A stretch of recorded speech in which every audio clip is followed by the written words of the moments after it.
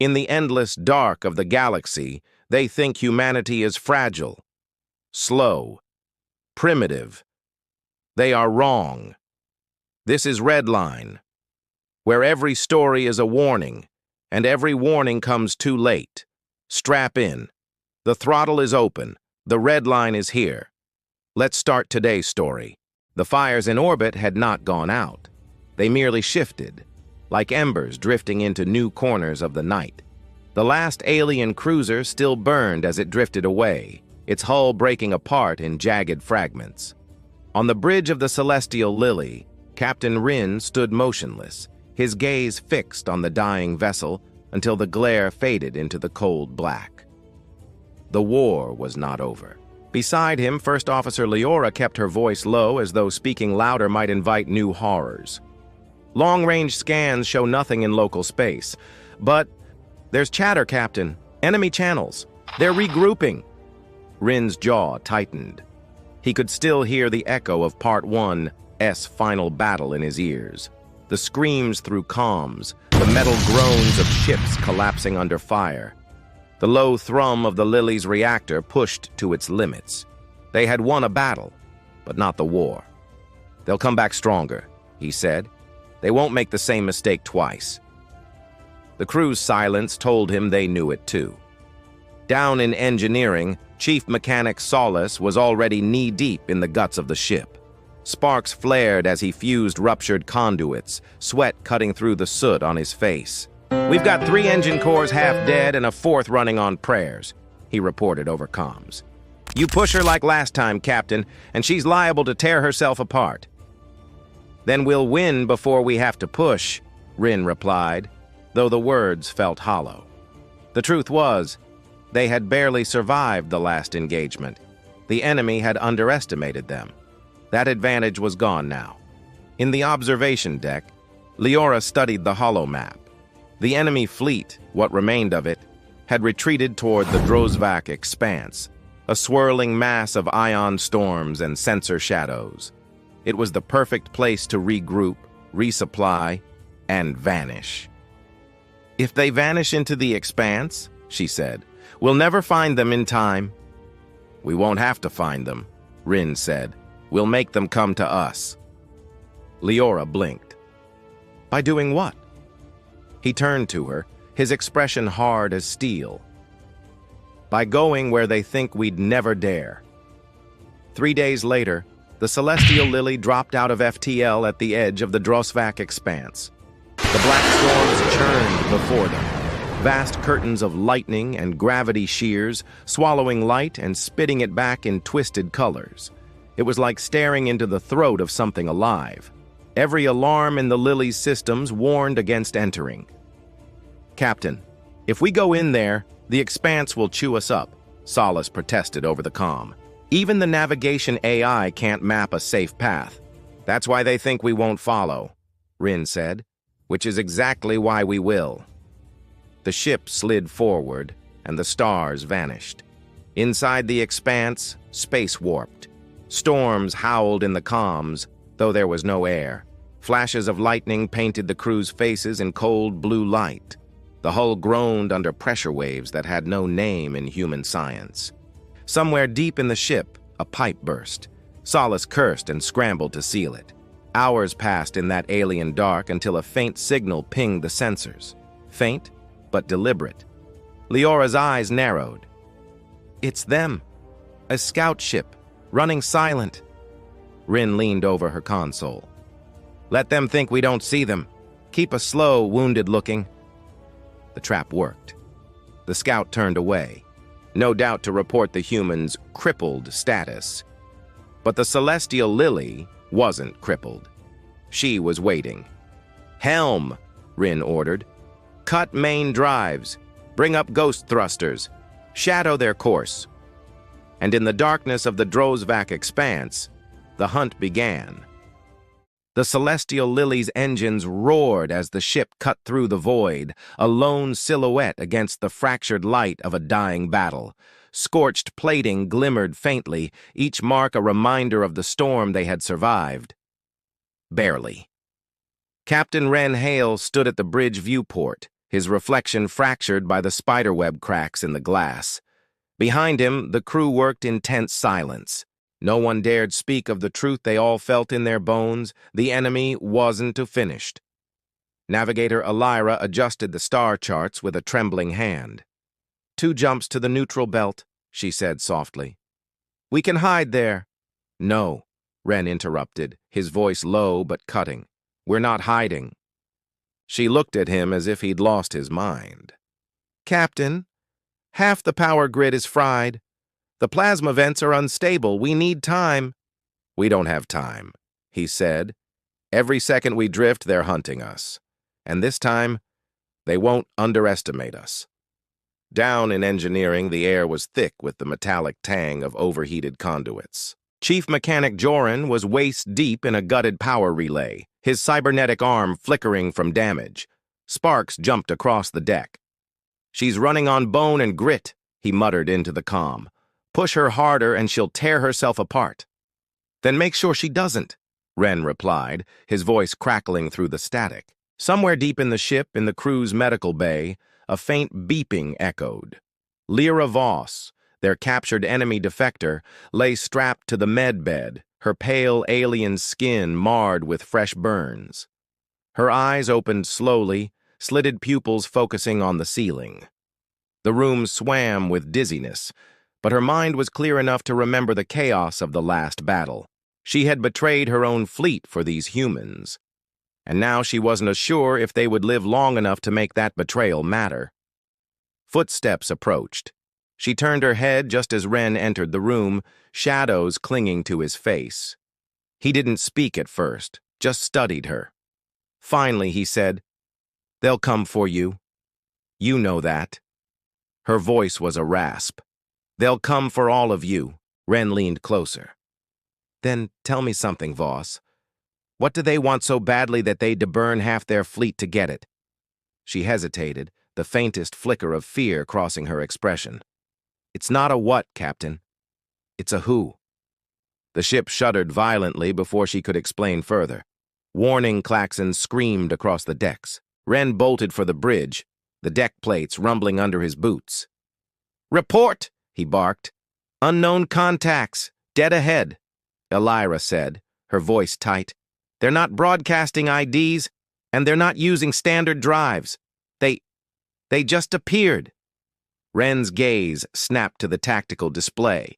3 enemy ships, sleek and black, materializing from nothing, their hulls absorbing light like a void given shape. Joran's voice cut in over comms. "Captain, whatever those things are, they're not standard fleet design. Reading, field distortions. They're bending space just by existing." Wren's pulse quickened. These weren't standard enemy scouts. They were hunters, the kind sent to finish a job.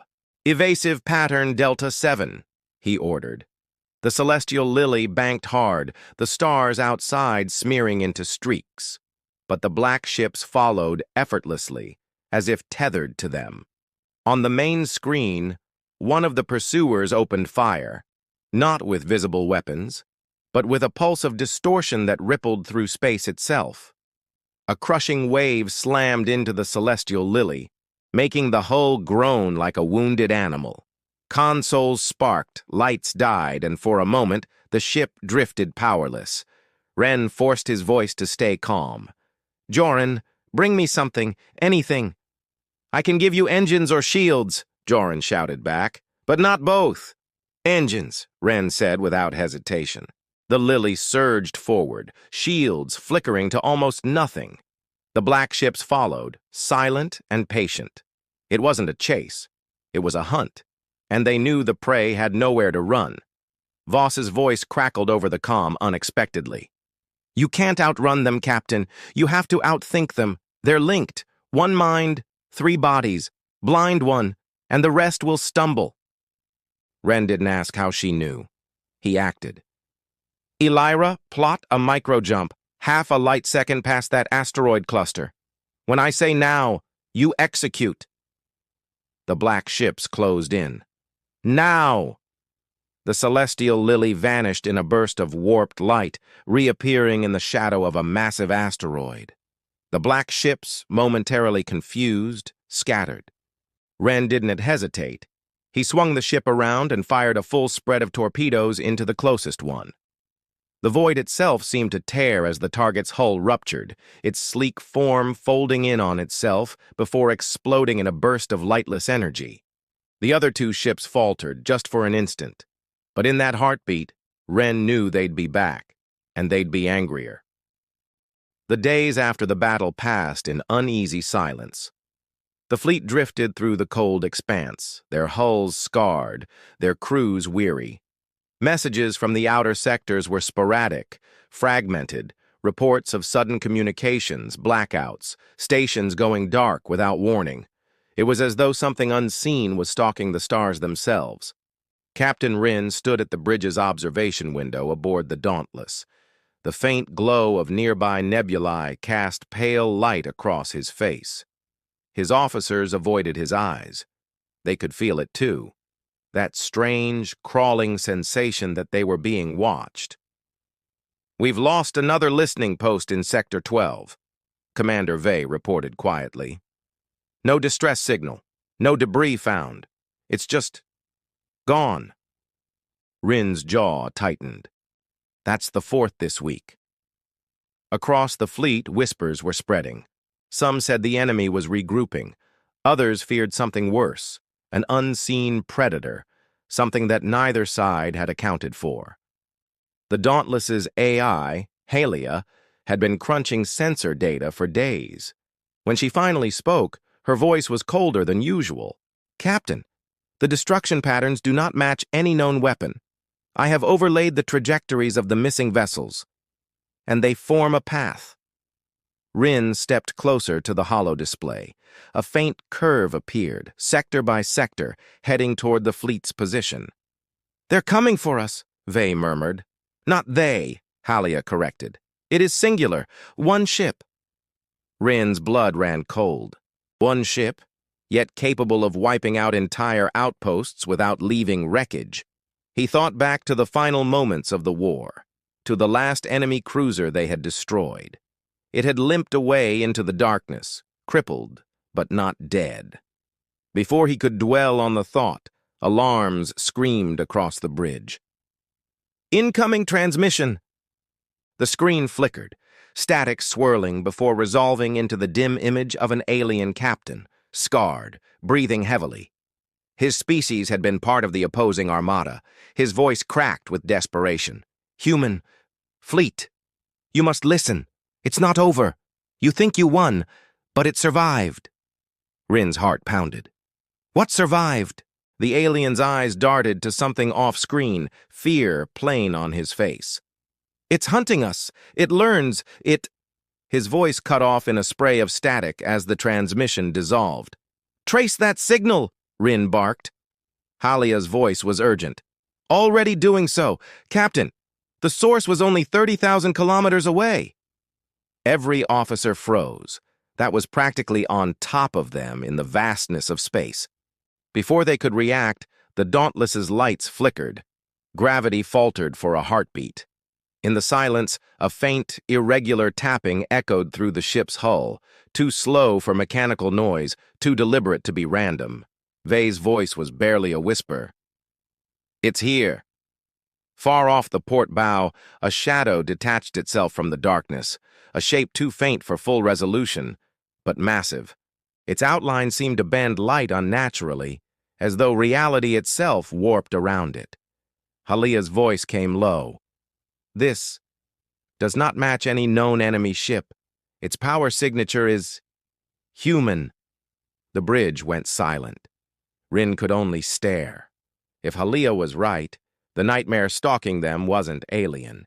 It was something of their own making, something they thought had been lost in the chaos of war.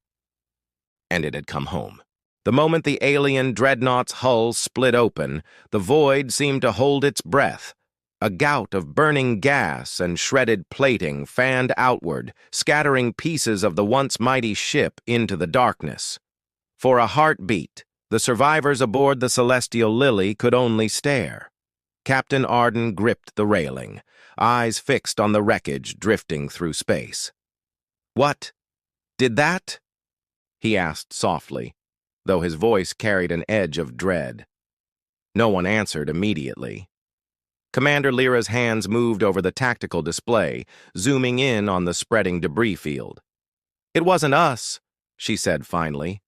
"Our cannons barely scratched their shields. This," she gestured toward the broken dreadnought, "was something else, something surgical." A low chime broke through the tense silence. Navigator Joran's console flashed crimson. "Multiple contacts closing in fast," he reported. "But they're not showing on any IFF. No faction codes, just dark signatures." A shadow passed over Lyra's face. "Ghost Fleet," she murmured. At that, a few of the bridge crew exchanged uneasy glances. The Ghost Fleet was a half-myth, half-nightmare whispered about by smugglers and old spacers, ships that struck without warning, never hailed, never left survivors. The main view screen lit up, displaying the shapes of at least 7 incoming vessels. They moved like predators, weaving silently through the debris, their hulls matte black and featureless. No lights, no visible weapon ports. Yet every instinct told Arden they were armed to the teeth. "They're flanking us," Joran warned. "If they finish the circle, we're boxed in." Arden's jaw tightened. "Bring engines to full burn. Brake for the asteroid belt." The Celestial Lily's engines roared to life, the ship surging forward, but the Ghost Fleet matched their acceleration effortlessly. It was as if they were herding the Lily, steering it somewhere rather than destroying it outright. "What do they want?" Lyra hissed. Arden didn't answer. His focus was on the lead ghost ship, which had shifted position until it filled the view screen. For the first time, its hull flickered with faint blue lines, like veins of light crawling across its surface. Then the blue deepened to an almost ultraviolet glow, and a voice, not mechanical, not human, slid into their minds. It was cold, ancient, and it spoke not in words but in impressions, hunger, inevitability, ownership. Arden staggered, clutching his head. "They're in our minds," he gasped. Around him, crew members groaned, some collapsing to their knees. The ship's AI, Vera, pulsed a warning through the comm system. Mental intrusion detected. Neural shields at 63%. "We can't hold that for long," Lyra said through gritted teeth. "If they breach the core—" The thought was interrupted by a tremor. Something had latched onto the Lily's hull. On the exterior cams, long, spindly constructs, half machine, half organic, were anchoring themselves to the ship, burrowing toward the interior. "They're boarding us," Arden said. His voice was low, controlled, but his eyes burned with something sharper than fear. He turned to the weapons officer. "Arm every corridor turret. Seal bulkhead C through F. And—" he hesitated, knowing what this meant. "Release the Black Protocol." The crew froze. The Black Protocol wasn't just a defense measure. It was a last resort that would turn sections of the Lily into death traps, killing anyone inside, friend or foe. "Captain," Lyra began. "That's an order." Outside, the lead ghost ship drifted closer, its hull shifting like something alive. Through the view screen, Arden thought he saw movement. Shapes within the ship's surface, pressing outward as though trying to break free. And in that moment, he realized. The dreadnought's destruction wasn't an attack. It was a harvest. The storm outside had died, but a different storm was beginning to rise within the corridors of the Celestial Lily. Arendor stood at the observation deck, watching the fractured light of a nearby nebula dance across the hull. The swirling clouds should have been beautiful. A painter's dream in motion, yet to him they only seemed like the bruised sky before a killing blow. Footsteps echoed behind him. It was Solara, her face pale and eyes darting as if she expected the shadows themselves to move. "They're here," she whispered. Arendor turned slowly. "The specters?" She shook her head. "No. Worse, the ones who have been guiding them. Before he could respond, the ship's emergency lights flickered, then dimmed to a deep crimson. The entire vessel groaned, as though something had hooked into its spine and was pulling. Across the deck, one of the consoles flared with static. Through the distortion, a voice spoke. A voice that was not entirely a voice at all, but a shifting blend of tones, overlapping and discordant. Arendor Vane. The chase is over. The sound made the air feel heavier. Solara staggered back, pressing a hand over her ear. "You've been steering us," Arendor said aloud, gripping the railing. "Every drift, every sudden obstacle. It was you." The voice laughed, a sound like knives dragged across glass. "We needed to see if you would survive the path. You did. Now you will lead us the rest of the way." The deck shuddered violently. Outside the viewport, something emerged from the nebula Esheart, a shape so vast it blotted out the stars behind it. Its hull was jagged, twisting, almost alive. Tendrils of energy curled outward, brushing against the celestial lily's shields. Each touch made the lights dim further. "They're linking to the core," Solara said, panic rising in her voice. "If they get access, they can take the whole ship." Arendor turned toward her, but before he could speak, the air temperature dropped sharply. His breath fogged. The specters began to appear again, not in ones or twos, but in dozens, crowding the deck. Their eyes glowed faintly, reflecting some alien light from the behemoth outside. But something was different this time. Their forms no longer flickered. They were solid now, real.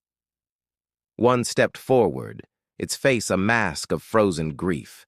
It spoke in a language Arendor didn't understand, yet the meaning bloomed in his mind. "You brought them here. You brought it here." Solara reached for the nearest console, attempting to override the energy link. Sparks exploded across her hands, sending her crashing to the floor. Arendor rushed to her side, but the specters began to close in. And then, in the midst of the chaos, a sound rose from the depths of the ship. Not mechanical, not human. A deep, resonant hum that seemed to come from the very bones of the celestial lily. The specters froze. The crimson light of the emergency systems flickered and shifted to a blinding white. Arendor looked up and saw the tendrils outside recoil, as though burned. The massive entity beyond the nebula shuddered, its jagged surface rippling in waves. Solara, barely conscious, whispered, "It's the ship. It's fighting back." The voice from the console returned, now strained and broken. "Impossible! You cannot!" But the celestial lily's hum grew louder, vibrating through the deck. The specters dissolved into drifting ash. The tendrils outside were torn away like smoke in a hurricane. And then, in a single blinding pulse of white light, the behemoth vanished. Not destroyed, but expelled, hurled back into whatever abyss it had crawled from. Silence returned. Solara lay on the deck, breathing shallowly. Arendor knelt beside her, his hand gripping hers tightly. The ship's lights returned to normal, though there was something different in the hum of the engines now. It sounded watchful. Arendor didn't know if the celestial lily had saved them, because it wanted to, or because it wasn't finished with them yet. And far beyond the nebula, in the cold dark between galaxies, something else had begun to move. It had seen the light, and it was coming. You've crossed the red line, and there's no going back. If you crave more tales of humanity's fight, rise, and triumph, hit subscribe. Because out here, the stars remember only the ones who pushed past the limit.